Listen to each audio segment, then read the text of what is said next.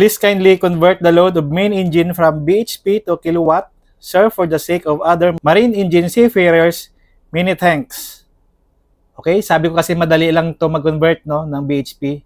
So, pagbigyan natin.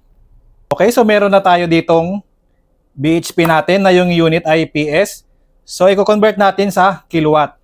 Okay, so meron tayo ditong 5,377 PS. So, yung conversion natin, multiply lang natin yan. 1 PS is equivalent to 0.7355 kilowatt. Okay, let's multiply. So, yung sagot natin, 3955 kilowatt. Okay, huwag kayong malilito, no? Kapag yung unit ng SFOC nyo ay gram per kilowatt per hour, kilowatts na yung BHP nyo dito. So, hindi nyo na kailangan i-convert pa. Okay? Dahil kilowatt na yan.